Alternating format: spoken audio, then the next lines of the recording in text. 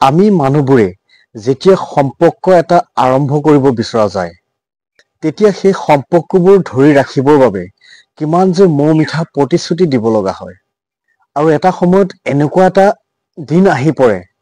সেই মধুৰ সম্পৰ্কটো ধৰি ৰাখিবৰ বাবে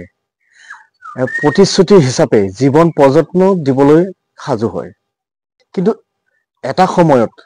সম্পৰ্কবোৰ যেতিয়া পুৰণি হৈ পৰে লোৰ মামৰে ধৰাৰ দৰে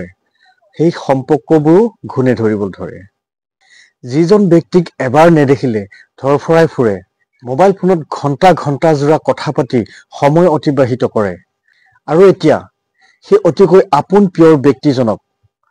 অলপ সময় দিবলৈ টান পোৱা হয় এসময়ৰ সেই প্ৰিয় ব্যক্তিজনক এতিয়া যেন চকুৰ আগত দেখিলেই খঙে চুলিয়াক পায় কাৰণ এই পৃথিৱীখন মিছা প্ৰতিশ্ৰুতিৰ ওপৰতে চলি আছে সত্য কথা কোৱা মানুহৰ কোনো দাম নাই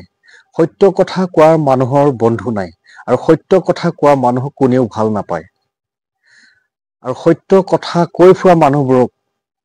সমাজে চেৰা পাগল বুলি ক'ব বিচাৰে আপুনি সকলোৰে ভালৰ বাবে চিন্তা কৰি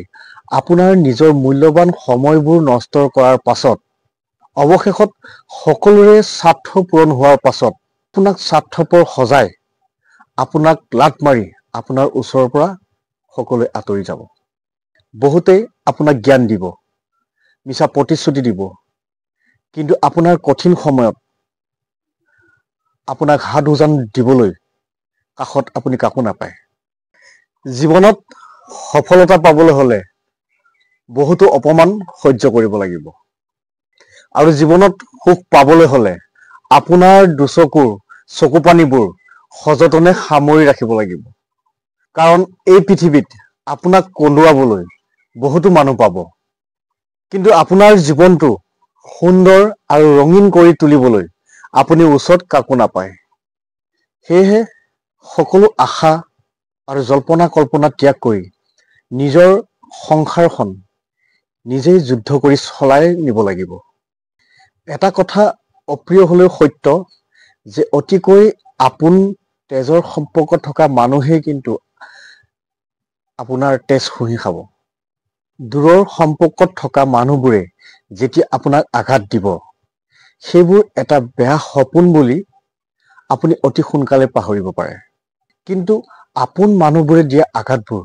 অতি সহজতে পাহৰাৰ সম্ভৱ নহয় আমি সেইজনকহে গুৰুত্ব দিব লাগে